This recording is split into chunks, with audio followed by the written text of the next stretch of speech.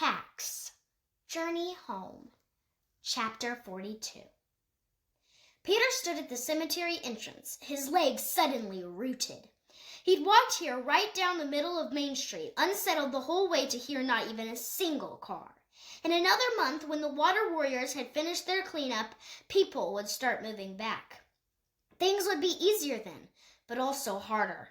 As Jade had pointed out, 13-year-olds were not allowed to live by themselves. Another problem he'd had to figure out, but not today.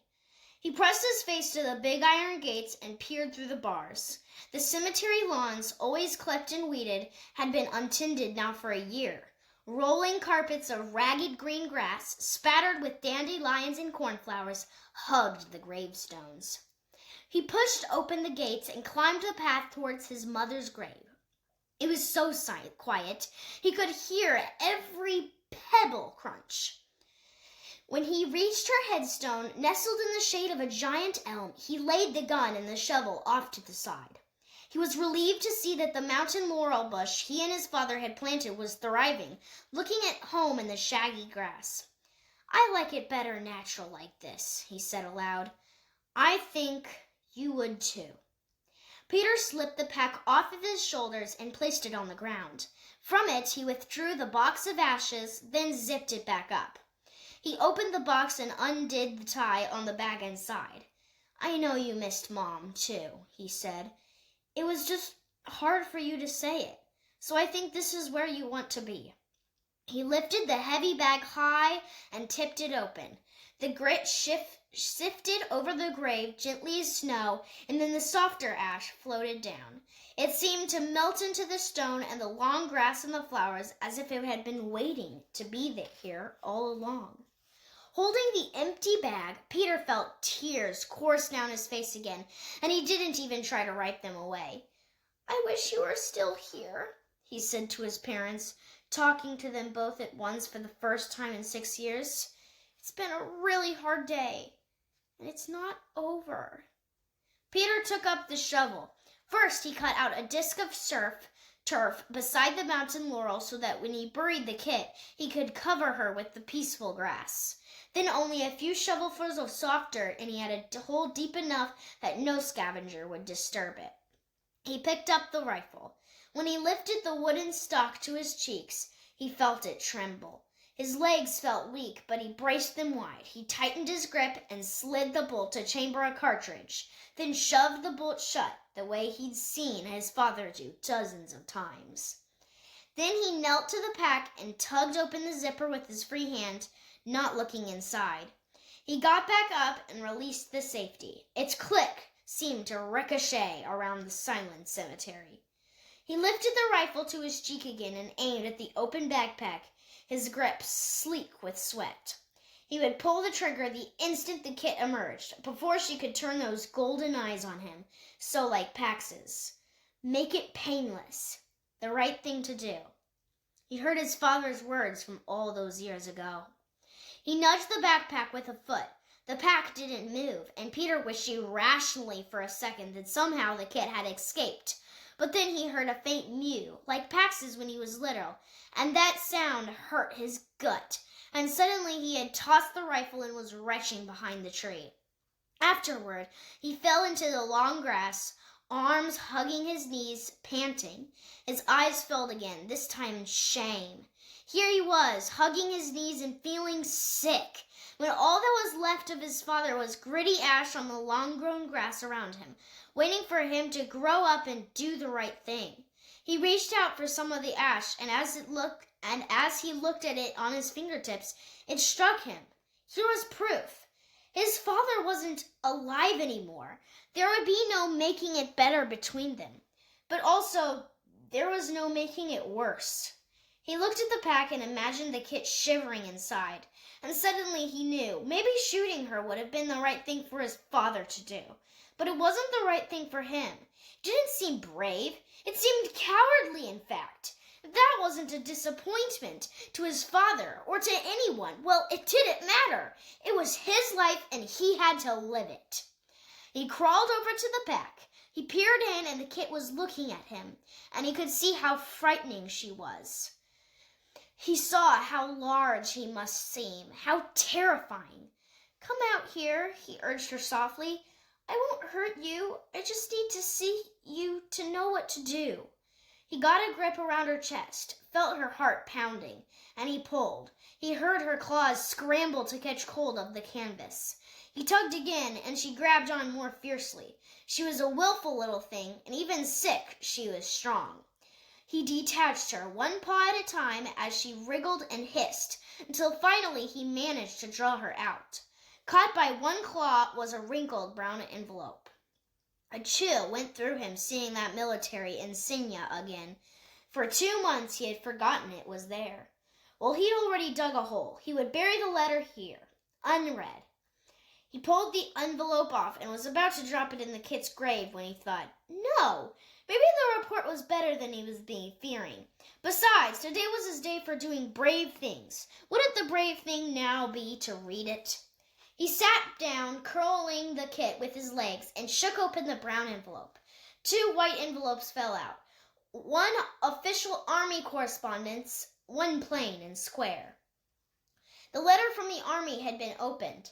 His grandfather, of course. "Your father died as stupid," he warned. Peter pulled out the official report. It was not better than he feared. It was worse. His father was killed off-site by enemy mortar, which Peter and his grandfather had known.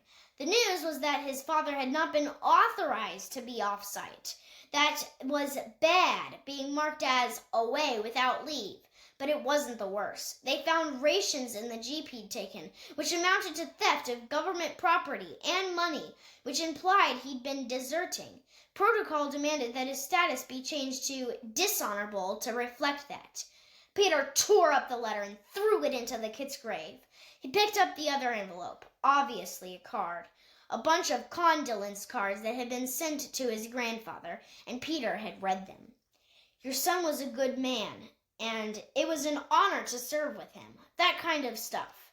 If the Cinders had known what it was in the report, though, would they still have said that? This envelope was addressed only to his son, but his grandfather had opened it too. Well, if he was going to be brave today, he might as well go all the way. Peter withdrew the card. It was blank. Tucked inside was a sheet of lined notebook paper.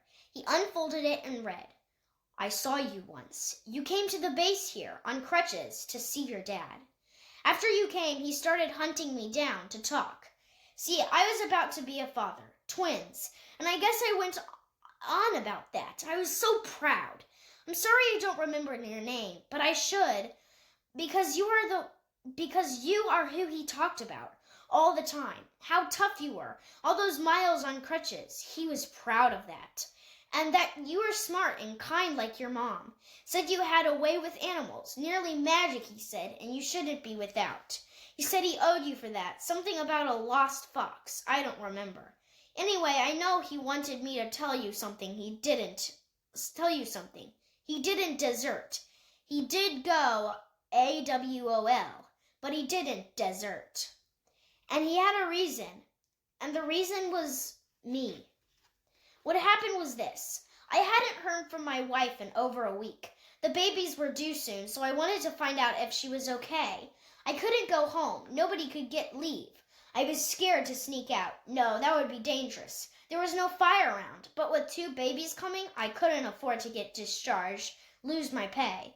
Still, I was crazy, so I decided to go. Your dad, he said he knew something about worrying about a wife who goes missing one day.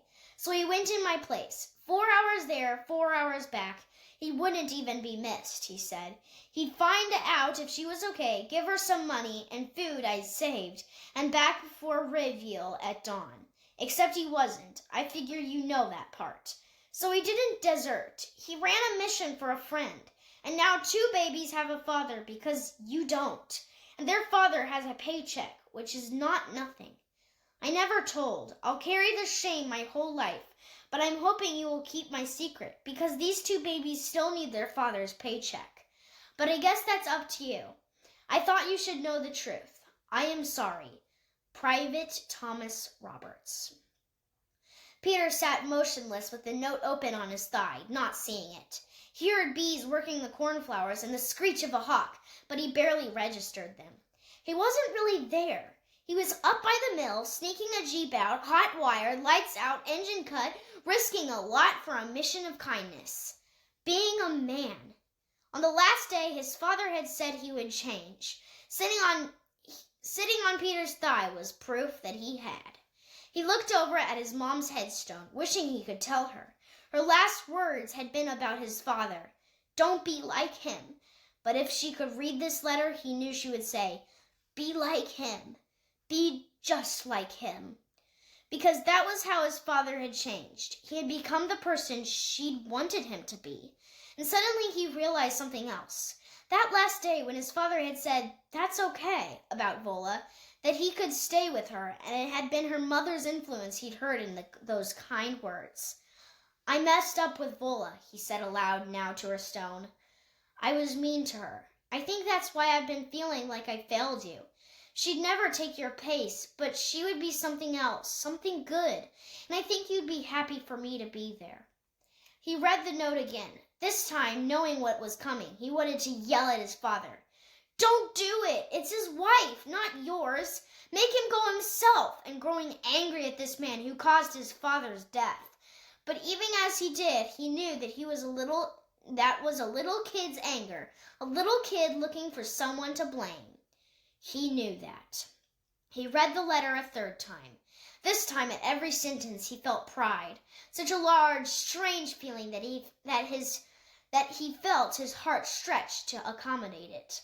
But the sentence that struck him with the hardest was his dad's wish. Said you had a way with animals, nearly magic, and shouldn't be without. As he read that one over again, Peter realized with a shock that his fingers were stroking the thin neck of the kid, who had fallen asleep against his thigh. He pulled them back. The kid awoke and gave a questioning whimper. She didn't sound frightened anymore, just lonely. Peter picked her up. She hung in front of his face, no longer struggling. She looked into his eyes so deeply it was as if she was searching for something at the back of his soul. But Peter was the one who found it. He pulled her to his neck. I don't know what I'm going to do with you. He leaned over and slid the safety back on the rifle. But it sure isn't this. Peter got up and settled the kit into his pack again. He picked up the shovel and began to dig. He enlarged the little hole he'd dug, shoveling in a line, saving the turf, until he'd made a trench long enough. Then he dropped in the rifle and covered it over with the soft dirt and the peaceful grass. The right thing for him.